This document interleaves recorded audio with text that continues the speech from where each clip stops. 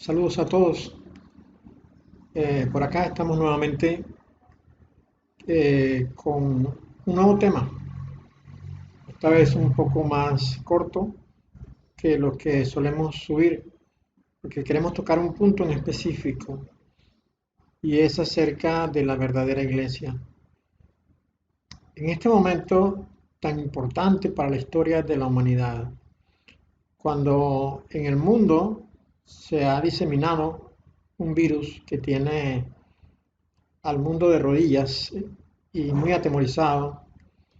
Eh, Hemos visto pues con preocupación el silencio de la iglesia del Señor, el silencio de la iglesia de Dios. Las iglesias han sido cerradas y no se ve por ninguna parte una manifestación de la iglesia organizada. Y cuando me refiero a iglesia, estoy hablando en el contexto general, digamos, en lo que el concepto de iglesia puede englobar, aunque seguramente si nos vamos a la etimología de la palabra, vamos a encontrar que se nos reduce el espectro, se nos reduce el abanico de posibilidades en cuanto a la iglesia. Iglesia conocemos y entendemos cualquier edificación que nos represente religiosidad. Y por ello la iglesia católica tiene tantos seguidores en el mundo, porque su aspecto es de un lugar de religiosidad. Ellos dicen representar a Dios, eh, sin embargo nosotros podemos entender por lo que la misma palabra dice, que para representar a Dios hay que ser un poco más genuinos y por sobre todas las cosas verdaderos. Ahora, la iglesia verdaderamente no es una edificación, no es un edificio que tenga un crucifijo por fuera. La iglesia del Señor es más bien un grupo de individualidades, de personas. La iglesia es cada persona que conforma junto al conjunto de todos, pues la representación fidedigna, íntegra de lo que Dios es en la tierra. El término iglesia viene del griego eclesia, que más bien se puede traducir como asamblea. Y por allí pues hay algunas denominaciones de iglesias evangélicas que se llaman asamblea. Bueno, en este sentido, una asamblea es un cuerpo de legisladores. Es el lugar donde se desarrollan las leyes de una organización o de un país. Es donde se discute el aspecto legal de todas las cosas.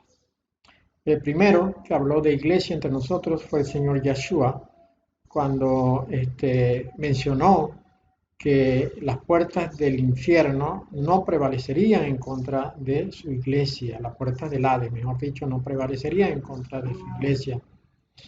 Y más adelante, pues cuando confrontó el proceso de enemistad que pudiera haber entre dos hermanos, nos dijo que si no había arrepentimiento, pues aquel que estaba enemistado o los que estaban enemistados debían ser presentados a la iglesia. ¿Por qué? Porque la iglesia es el cuerpo que legisla. En la primera carta del apóstol Pablo a Timoteo, capítulo 3, versículo 15, él le dice, para que si tardo, sepas cómo debes conducirte en la casa de Dios, que es la iglesia del Dios viviente, columna y baluarte de la verdad. Nosotros entendemos acá que la iglesia de Dios no es católica, de ninguna manera es católica, pero tampoco es evangélica. No hay nada en las escrituras que testifiquen que la iglesia evangélica es la representante de Dios, que la iglesia católica es la representante de Dios. Ahora, lo que sí testifica que la iglesia, o mejor dicho, lo que sí da testimonio de cuál es la iglesia del Señor, es la defensa de la verdad. La iglesia verdadera del Señor es, valga lo redundante del término, la que defiende la verdad. En este sentido, si pudiese haber alguna representación en la tierra de lo genuino de lo que es la iglesia del Señor, tendría que ser aquella que expone y presenta la verdad. En lo personal, estoy convencido que la Iglesia Católica no es la Iglesia del Señor, pero también estoy convencido que la Iglesia Evangélica tampoco lo es. La Iglesia Católica porque ellos, sin esconderlo, sin disimularlo, le muestran al mundo la mentira. La Iglesia Católica es un antro donde Satanás es el rey. No me refiero a la feligresía, me refiero al liderazgo de la Iglesia Católica. Pero también la Iglesia Evangélica muestra signos de mentira por cuanto ellos han preferido obedecer a su liderazgo. La Iglesia Evangélica es una iglesia idólatra, es una fiel seguidora no de la palabra de Dios, sino de lo que sus líderes dicen. Así pues, nosotros podemos ver hoy día lo que se llama mega iglesias, iglesias enormes. Cuando digo iglesia no me refiero al edificio, ya lo dije antes, sino a la cantidad de miembros, al conjunto de miembros que forman parte de un cuerpo que dice representar algo.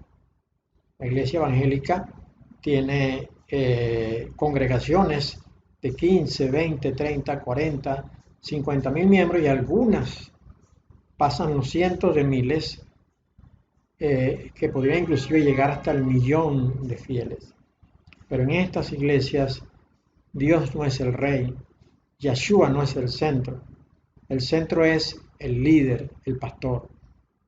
Y lo que nosotros hemos visto en los últimos años, digamos en los últimos 15 o 20 años, ha sido la introducción de la mentira dentro de la iglesia y dentro de la iglesia evangélica.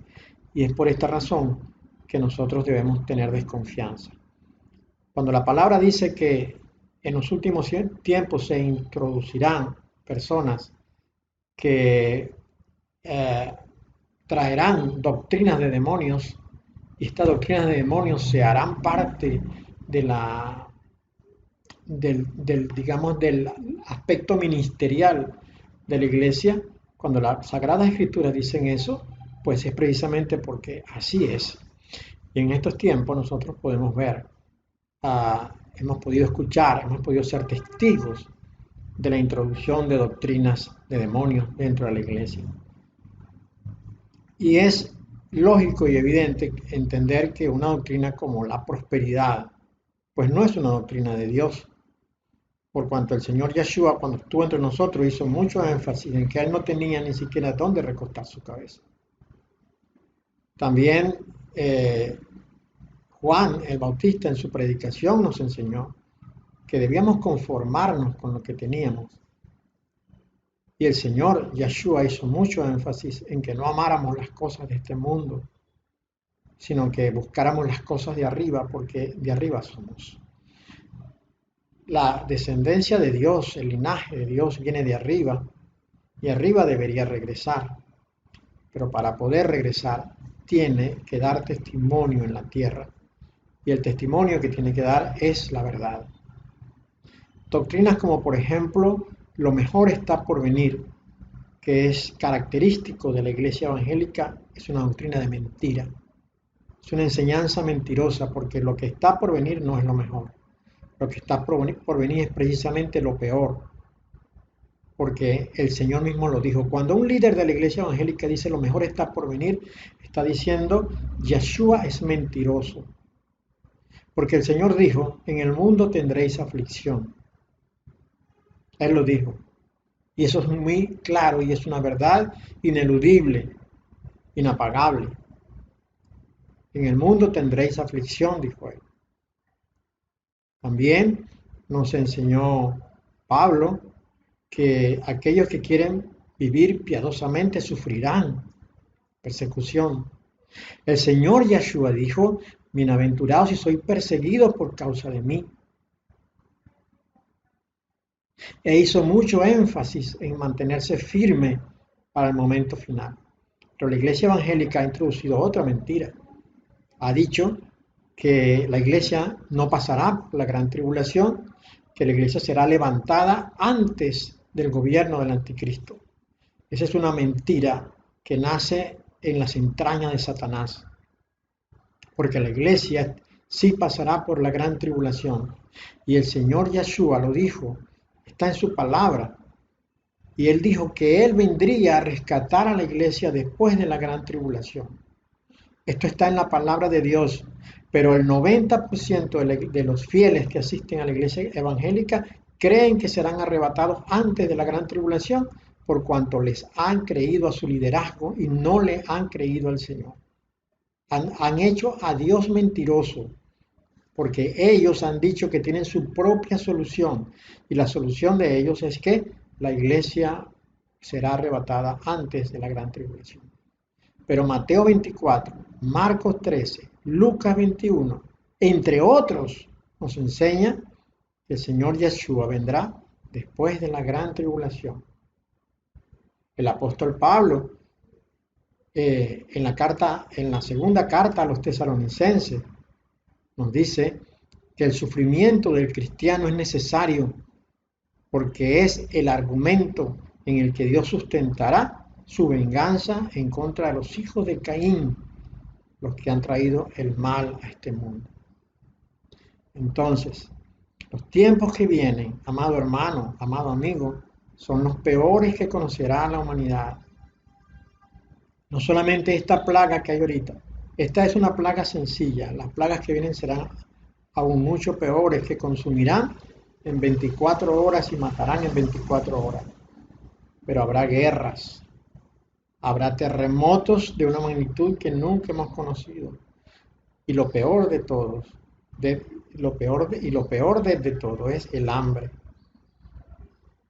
El hambre que vendrá sobre la tierra, que ya la hemos visto en África, pero que ahora vendrá para todo el mundo. El hambre como consecuencia de la plaga. Usted tendrá dinero en su cuenta, tendrá dinero en su cartera, pero no tendrá cómo comprar alimentos porque no habrá. Porque en este momento, cuando la plaga está azotando al mundo, los campos no están siendo trabajados. No hay quien produzca lo necesario para comer.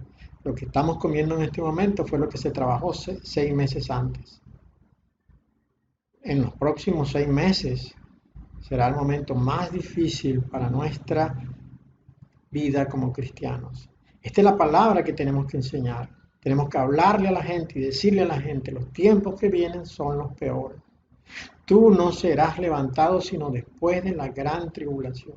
Tú serás levantado justamente antes del inicio de la ira de Dios. La ira de Dios que viene sobre los hijos de Caín. Pero para poder llegar al momento de la ira, tenemos que pasar 7 trompetas, porque el Señor viene en la última trompeta. Y las 7 trompetas son cosas terribles que vienen para el mundo. Y nosotros, tú y yo, estaremos aquí en la tierra. Amigo, hermano, si tú quieres ser de la iglesia verdadera, tienes que ser columna y baluarte de la verdad. El Señor dijo, yo para esto he nacido, para esto he venido al mundo, para darle testimonio a la verdad. Esto se lo dijo a Poncio Pilato cuando Pilato lo estaba interrogando. El Señor nació, el Señor vino para dar testimonio a la verdad. ¿Cuánto menos podríamos hacer nosotros? Nosotros tenemos que dar testimonio de la verdad. Salte de la iglesia mentirosa y busca la iglesia verdadera. Y si no encuentras a ninguno alrededor tuyo que quiera ser partícipe de la verdad, entonces espera en el Señor, porque Él te pondrá en el lugar seguro. Pero predica la verdad, enseña la verdad, conviértete en uno verdadero. Dios te bendiga.